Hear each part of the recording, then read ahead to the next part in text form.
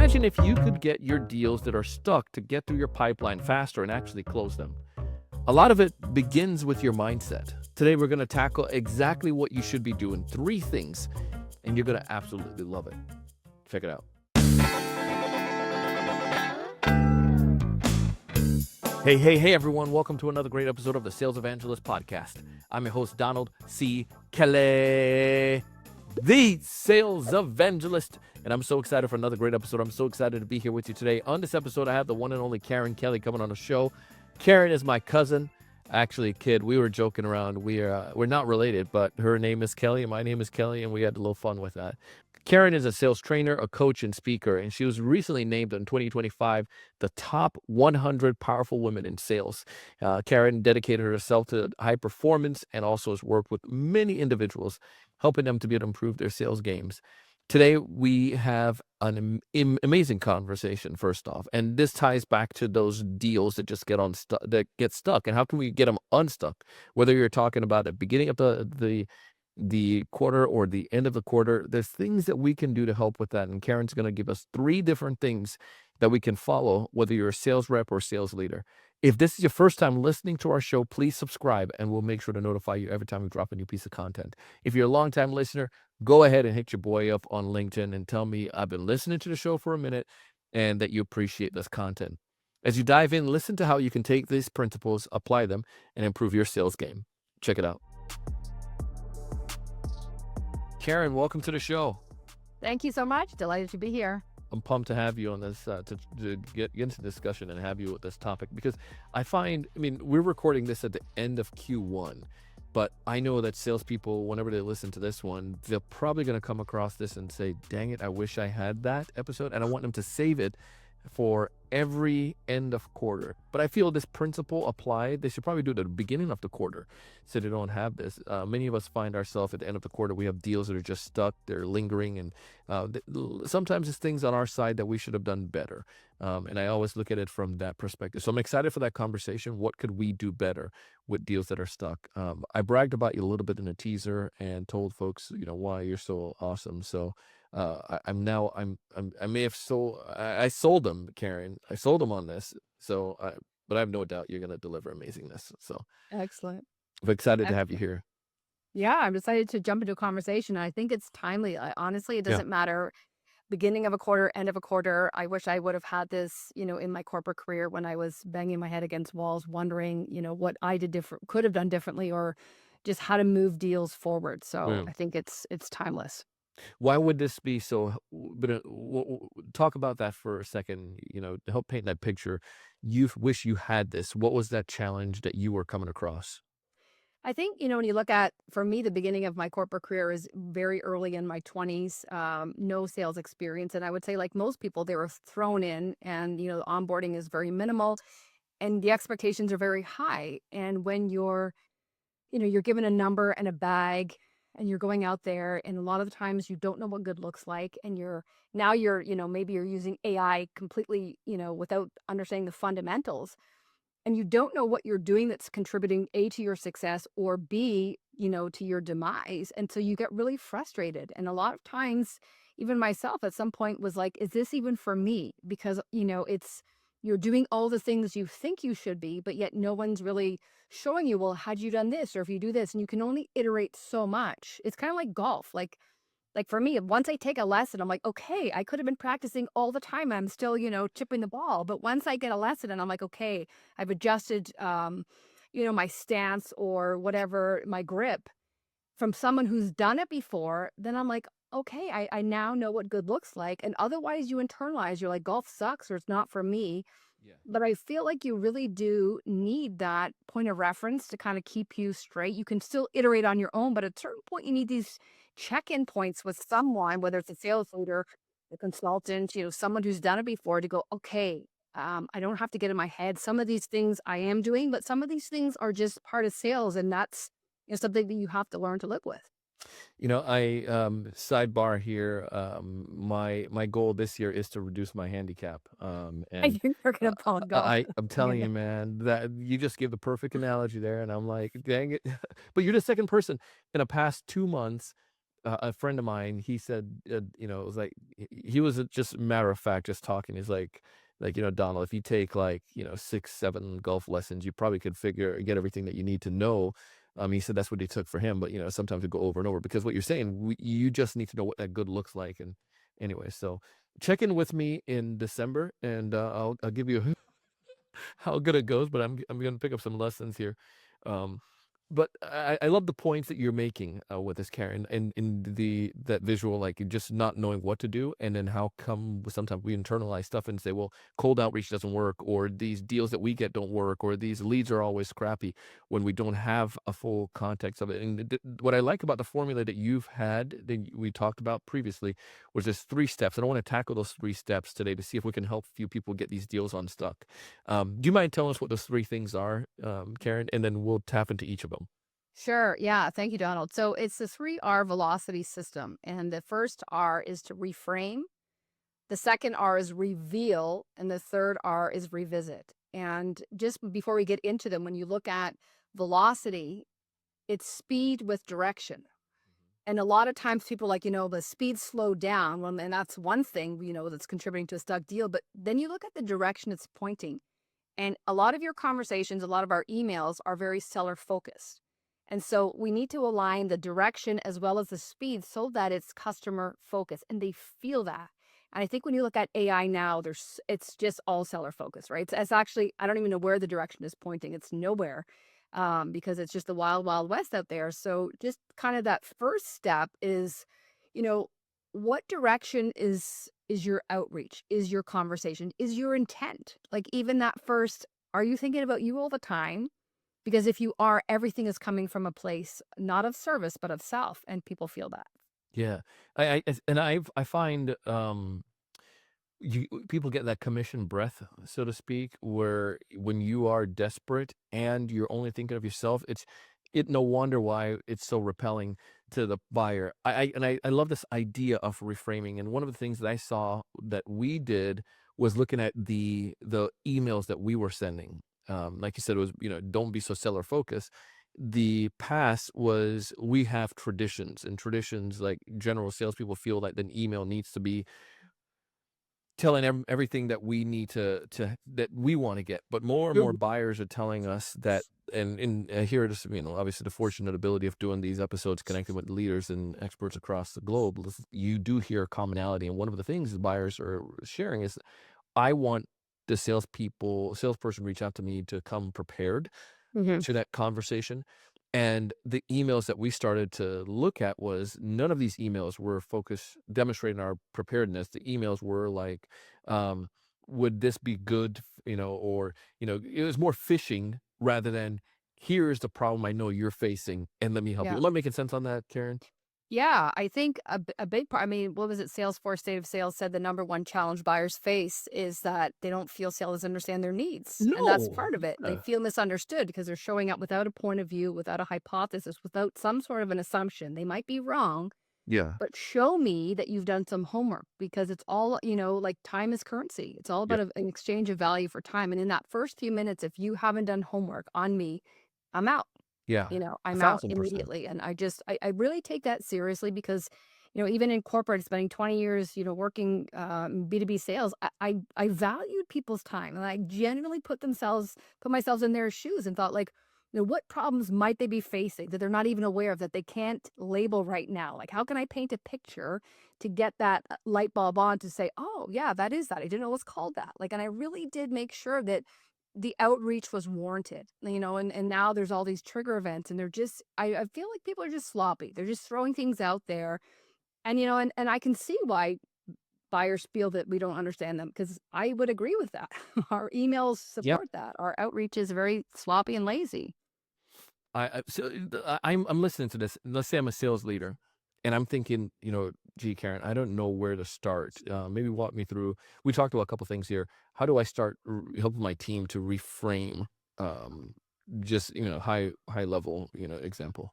Yeah, so I think when you think about reframe, it doesn't even have to be in sales. I feel like not I feel, but language creates our reality. And when we use words like I have to do this, and oh, this is like, immediately it's a task, it's a chore.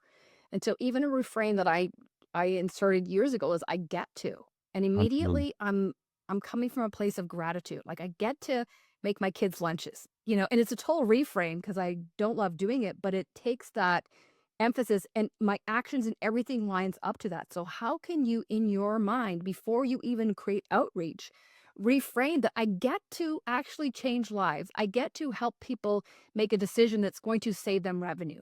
And it's a small shift and people might think, "Oh, that's so cheesy." But everything lines and tracks underneath that. And so your outreach is not coming from desperation, it's coming from a place of service. But a lot of times people are not reframing their own lens, how they show up, and they're projecting uncertainty, fear, doubt. Like, look at the economy around us. Like, you could go into a downward spiral immediately if you allow that stuff in. So even like, oh, these guys are never going to buy. It's expensive anyways. Like those thoughts, we are projecting them into our audience. They didn't, they didn't get back to me. Oh, I knew this was not going to close. It's probably like the last guys that, told me they didn't have or had budget and they didn't. Like, so the first step has almost nothing to do with the selling environment. It's how you show up. Like, what is the clarity of your thoughts that you're bringing to the table. And most times it's us that's standing in our own way. And it could be the quality of our thoughts. We're thinking at the end of Q1, I had a crappy, Q1, Q2 is going to be the same. Like we have 70,000 thoughts a day. 95% of them are negative, and 80% of them are the same as the day before. You are like going in with Debbie Downer, like that's what you're continuing to project. So how can you stop that pattern just with yourself first and be like, how am I showing up? Like, what is my energy before I even open my mouth? And that's the first step. And people don't do that. They're just going through the motion. They're going call after call, checking the box. Yes, I'm compliant, but like, are you really like, are you even enjoying what you're doing? Are you making a difference? Or are you just going through the motions, the numbers, and you're actually, you're not contributing to the profession of selling? I'm just amen and everything that you're sharing here. I'm taking so many notes, pointers down. I love it, and I love I found that my belief, how the words drives your beliefs. I mean, in your Yeah. action, and it's 1,000% true. Um, I'll give you one, and you promise not to laugh at me on this one. I'll My laugh with buddies you. my buddies used to always, say in high school when we go watch a movie, it's like, "Oh, great, you've gotta be careful with Donald afterwards now." We watch a James Bond movie. Karen, I can tell you, I could I could do some of those James Bond tricks. I We're remember double we O seven. Yeah, I'm telling you, right? It was like one of the ones was they when I forgot which one it came out, what they're doing a huge parkour scene at the very beginning. I got out of theater, I had so much confidence that I could started doing parkour, jumping off the walls and all these things. But the belief that I had Yeah. was that I could do that, or it wasn't. I mean, I never really knew what parkour was going into the movie, but that Yeah. belief changed the mind. So this perception that I had adjusted, and I think the same way that applies with anything else. Like when you, if you, like you said, if you do say that, I just play it in my mind. If I told myself this lead is great, or I always get amazing leads rather than I always get bad leads, I am going to do all I can to make that lead turn into progression because I have that belief already that it's Yeah. going to go somewhere. I already know Yeah. before I get to that lead. And it's not hunky dory stuff, but it's like you said, if you can't start with that, Yeah. then God bless you. You just Yeah. can't do anything well. You know what I Yeah. mean? Well, you act as if, right? And Yeah. the brain Yeah. doesn't know the difference between what you're telling it the truth or not. So if it's listening to all those negative thoughts, why not reprogram it to, like you said, the positive? If this were to go well, how would I need to show up? And start Mhm. embodying that energy, that future state of yourself. I do that all I'm writing contracts before I've had that first call because I'm Come acting on. as if it's already closed.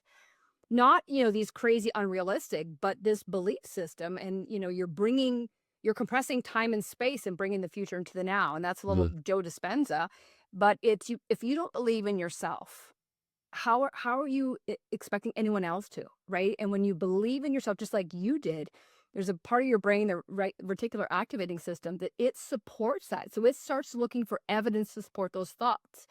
So if you're showing up saying, I've got this, I'm going to bring these guys, help them achieve their goal, whatever that is, the brain starts looking for evidence to support that. But if you're showing up with this defeatist attitude and this is going to go the same way it always goes, and like these guys are tough and I got a shitty territory, all this stuff, Yeah. again, the Raz is going to start looking for evidence to support that. See, I always like in this victim mentality. So it's a reframe. You have to intentionally shift how you show up, how you're what you're projecting, what your energy is, and notice the difference. Like you're going to walk taller. Your energy is going to be different. People are going to want to come near you because it's attractive. Love all this so far, Karen. The piece that I wanted to go into is the reveal. Can you help me understand that now? I got this idea of the reframe, but the reveal side. I mean, the reveal for me is probably where I struggle the most. And this is where the hardest one. And when you think about what reveal means, it's taking off the corporate armor, like really Mhm. being okay to share your authentic voice and who you are, your vulnerabilities, some of the mistakes you've had before, and not to the detriment of killing the deal. But like people need to know, and more than know, they need to feel that they're dealing with someone that they can trust. And immediately when you start leading with transparency and telling them and showing them who you are and kind of some of the mistakes you made in the past, and you know that this might not be the best, selection for you. Maybe we try here. Immediately trust is built. And when I was, again, I go back to my corporate sales career, like I was AI before it was invented. And I was just this, I knew everything and I had the stats and the use cases, but they wanted more. Like they wanted the person behind there. And I never showed that side of me because, side note, like growing up as one of four girls, like we did not show emotion. Like we were kind of like trained like Navy SEALs, and that was weakness. And I'm like, I can't bring me, nobody wants to hear but me and what I think. And I remember I was brought into a college to speak, and they said, this is like just in COVID, and they said the topic is find your authentic voice. And I'm like, okay, I can do this. And I remember like I was so buttoned up, I was so polished, and I never shared anything that made me look bad or weak. And I remember at the end of it, they were like, I think she misunderstood the instructions. Like I didn't move anybody. And so I remember in that moment, I did something I've never done before, and I felt very uncomfortable, but I started sharing the stories. And these are the stories that I thought I had to, that I hid, that I felt embarrassed to share. And only then did they lean in and they were like, oh my God, like you've done that too. And the relatability immediately came. And I was like, that's how you have to share. Like people connect with your imperfections, not your perfections. And so I immediately just started disarming and really sharing like what I was struggling with, what my weaknesses were, how I overcame them. And I realized in my corporate career that I was so buttoned up, I was actually teaching my prospects to also remain buttoned up. And they were showing up with their cards face down. And I taught them that because my cards were also face down. And it was safe. And this is, some of the 90s and 2000s, and it was just actually not the 90s, 2000s, and it was just like nobody did that. And Yeah. now the pendulum has totally gone the other way where it's like that's TMI now. You got to hold some of that stuff in. But what I realize is when you share, you give them permission, they feel seen, and that's how everybody wins. So it's about how can you show them your human side, your authenticity, that was a difficult time for us. But, as an organization, that pivotal moment allowed us to change, rework, partner with a new company or new partner. And now we're in this position. So you're still bringing them in, showing them that we don't have all the answers. Because immediately when someone's like, oh, we got it all figured out, we never do that. You're just like, I don't really trust you because, Yeah. everyone makes mistakes. And it's how can you turn them into a learning and really be vulnerable, like kind of fall on your sword. And so that for me, when I started doing that, I realized, wow, like my business turned around. I felt happier and just more connected to my audience because let's be real, like we're all human. We Yeah. all make mistakes. It's just if you continue making the same mistake, that's not good. But how can you use that as feedback and share your story to allow other people to feel seen, but also to say, okay, well, maybe I'll turn a little bit left before we get to that landmine over there. So I prevent where she's gone through. So yeah, reveal was a big one that I feel a lot of people are still giving that illusion of perfection. And it's like Yeah. perfection doesn't exist.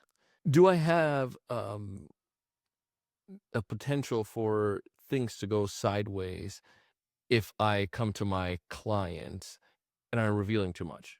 Or meaning, am I not so much like the vulnerable, but if I'm I need to still show competency. I don't know if I'm Y- making sense on that. You do. So I think there's a balance. I mean, you obviously need to strategically share a story or an experience where, you've made some mistakes or some learnings, but there's success that's come out the other side. I feel, the customers need to feel that they're in good hands.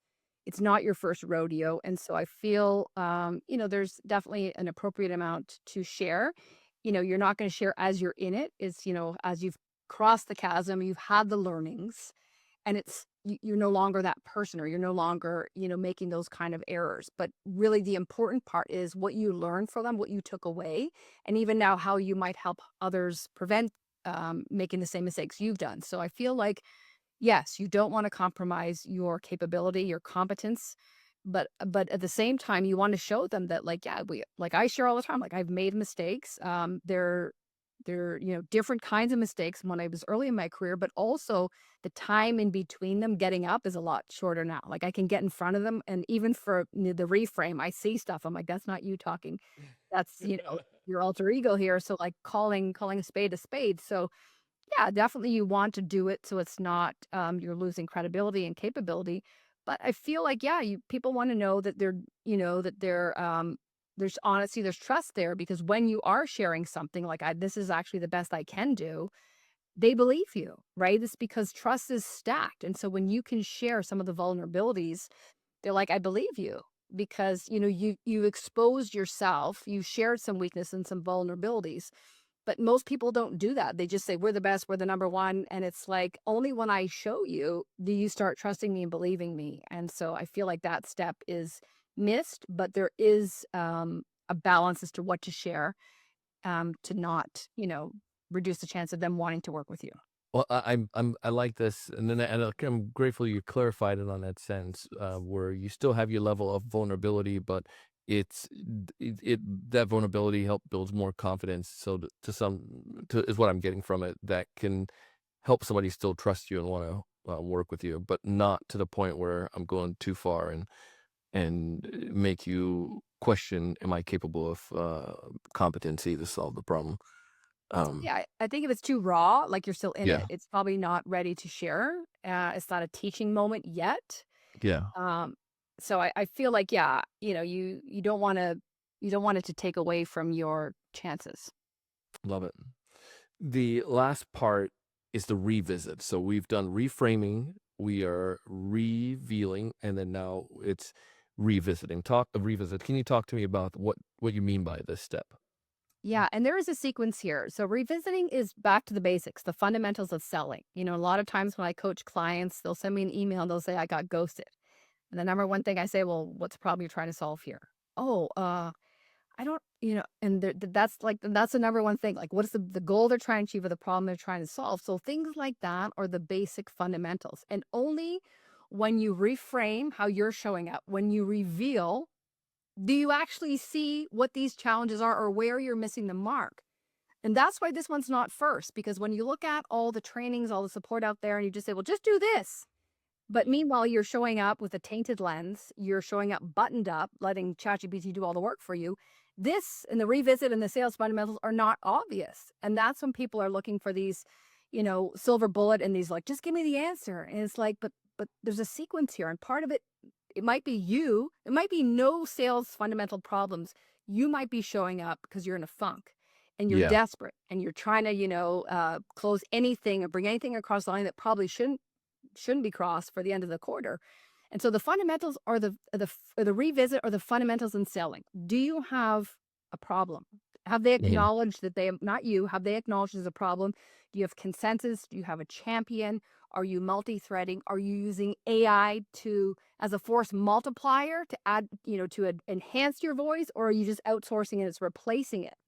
So all these things are the basics that people, they're not sexy, but they stand the test of time, and people aren't using them. So I think only when you do the first two steps are you now in a position to actually tackle the things you might be missing or might be out of sequence when it comes to the fundamentals of selling.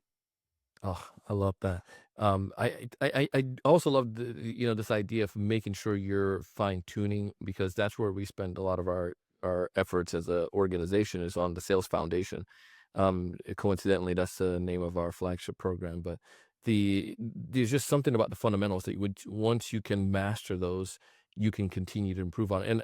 Sometimes we get sellers that might be a little bit more senior in their selling capabilities, and they hear sales foundation like DK, I'm good. And I'm like, okay, no, take what you've learned and let's add on to that. You can always revisit and look at how can you fine tune. And I think it's like any great basketball player. Once you become great, is all of a sudden you don't not shoot the ball anymore or not dribble. Maybe you find you can dribble more faster, more efficiently, or you can shoot more effectively. But you still need to master those fundamentals in order to be successful at the game. And I think the same thing with selling. I have come to the point where I saw, in particular, myself, where I did not meet I got to the point where I felt like so good that I abandoned the fundamentals. And then I saw it was like a kite that was like, let me cut the string. And then I'm gliding for a little bit, but then next thing you know, I crash. That fundamental is what kept me up, that tension, so to Yep. speak. And I think the absence of that leads to disaster oftentimes. Yeah, and so that was a great reveal. So that's an Yep. example of a reveal that you just did. Yes. See us practicing. But even like us, 25-year veterans, we make those mistakes too. And I've done the same thing. I got, cocky on a discovery, missed something, or didn't go as deep as I needed to. And so this is again the importance of, part of those is record your calls, like review them Hmm. over, whether you're watching body language, you're running them through AI, you're putting in prompts to see like, buyer hesitations, even for what you are doing or not doing. So we are Mm. not exempt because we've done it that long. We're human. And I think the more human and have humility with yourself to say like, hey, I can fall into this, but really being intentional with saying, where might I be cutting corners a little bit here, because look at me, I've been doing this for 25 years. It's like, yeah, but you know what, they're fundamentals for a reason.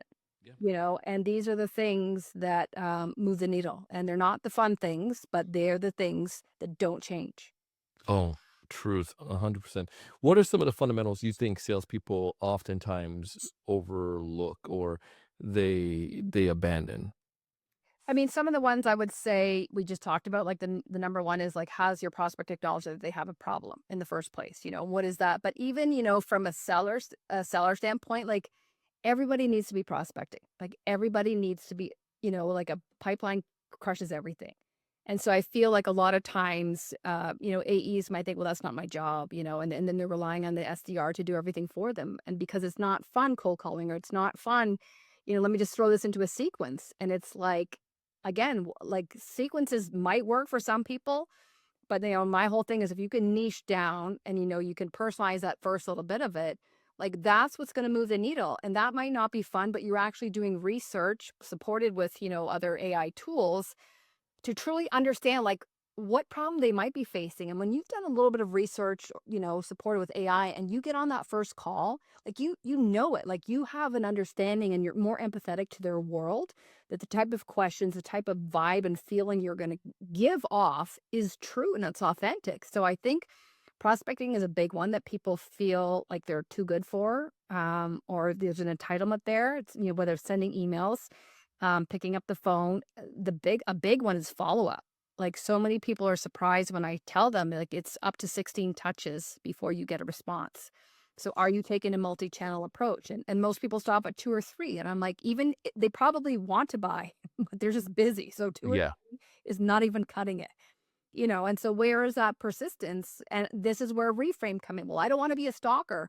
Well, if you know you can help them and you've helped others, people like them, you are not doing your job by not following up. You also don't know what channel resonates with them. So are you reaching out with LinkedIn? Are you connecting with them in other channels to meet them where they're at, so that you're playing the long game? And when you're not, who are we making about? That velocity needle's pointing right back about at us. Oh, so good. I wish I could keep you for like another hour, but I want to respect your time. This is so good. We went over three main parts of this process today to help us to get these deals to increase velocity and to get unstuck. One, we reframe. Two, we reveal. And three, we revisit.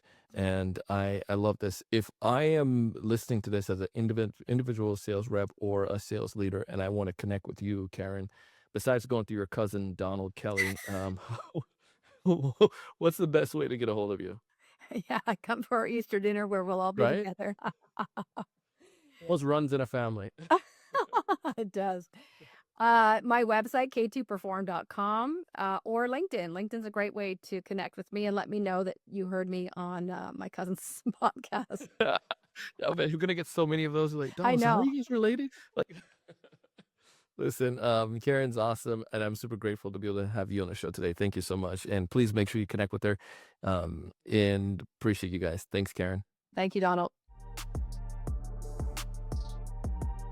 That was the one and only Karen Kelly.